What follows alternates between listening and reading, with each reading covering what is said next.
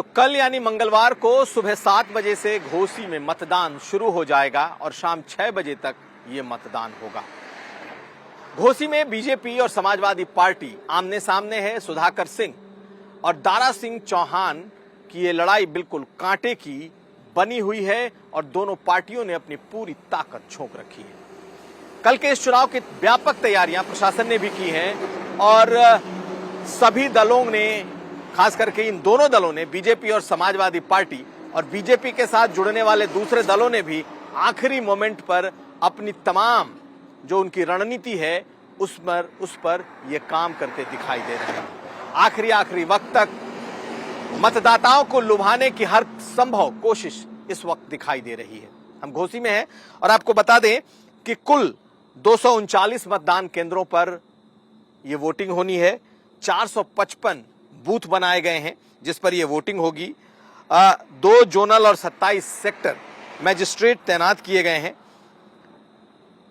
Central paramilitary के 2 company forces, साथ साथ 10 कंपनी पीएसी की और ढेरों पुलिस वाले इस चुनाव के लिए लगाए गए। लेकिन चुनाव में आमने सामने की लड़ाई बीजेपी और सपा के बीच है क्योंकि यही दोनों चुनाव मैदान में हैं। लेकिन नजरें मायावती पर टिकी हैं। क्या बीएसपी, जो कि इस चुनाव से अलग है, उसने बिल्कुल तटस्थ रहने का फैसला किया है? तो आखिर बीएसपी के वोटर क्या कर रहे हैं? मायावती का उनके लिए क्या फरमान है? ये बेहद अहम हो गया है। इस वक्त घोसी उपचुनाव में सबसे बड़ा जो मतदाता वर्ग है मुसलमानों के बाद, वो दलितों का वोटर वर्ग है और माना जाता है कि मायावती की उस पर एक बड़ी पकड़ पहले से रही है। लेकिन मायावती ने इस बार अपने वोटरों को कोई संदेश नहीं दिया है आधिकारिक तौर पर। लेकिन माना यह जा रहा है कि जो उनके काडर के तरफ से, जो उनके बसपा के लोगों की तरफ से जो संदेशे भेजे गए हैं वो ये है कि इसमें तटस्थ रहना है। यानी अगर वोट देने जाएं तो नोटा दबाएं और अगर संभव हो तो वोट देने ही ना जाएं। ऐसा अनौपचारिक तौर पर सूत्रों के हवाले से पता चल रहा है कि बसपा इस चुनाव में पूरी तरीके से तटस्थ रहकर देखना चाहती है कि आखिर क्या सपा जीतती है या नहीं जीतती है। लेकिन इस चुनाव में दलित वोट इसलिए अहम होने वाला है क्योंकि वही जीत और हार तय करने वाला है।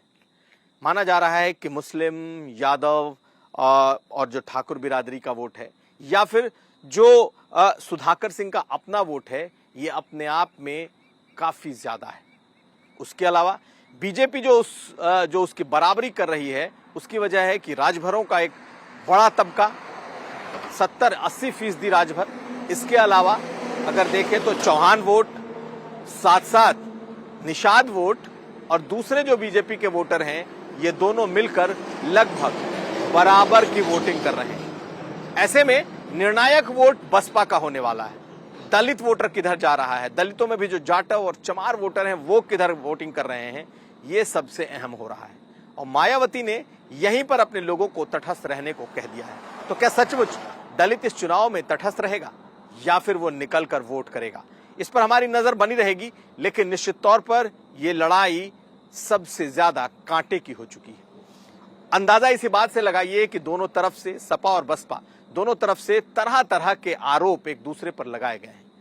कहीं ऑडियो वायरल हो रहा है तो कहीं प्रशासन पर मुस्लिम इलाकों में बिजली के तार काटने, पानी के तार काटने, ऐसे आरोप लगाए जा रहे हैं। थानों पर बुलाकर हड़काने के जैसे आरोप लगाए जा रहे हैं।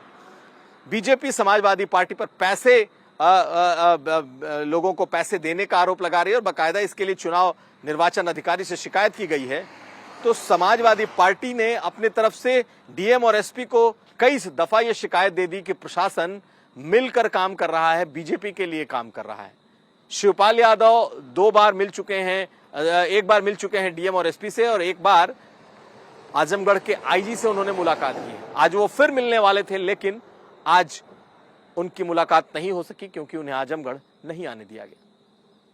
तो कुल मिलाकर इस वक्त बिल्कुल गला काट रेस जो है इस चुनाव में आखिरी जो कुछ घंटे हैं उसमें इस कदर है कि आखिर कौन इस चुनाव को जीतता है, इसे लेकर सभी दल, खासकर दोनों ने अपनी पूरी तैयारी कर रखी है।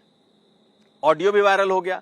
सुधाकर सिंह के बेटे के एक पुलिस को गाली देते उनके ऑडियो वायरल हो गए। तो कुल मिलाकर इस वक्त जो नजरें हैं वो बसपा पर भी टिकी हैं कि आखिर बसपा किस तरफ वोट करती है, लेकिन चुनाव बेहद कड़ा है।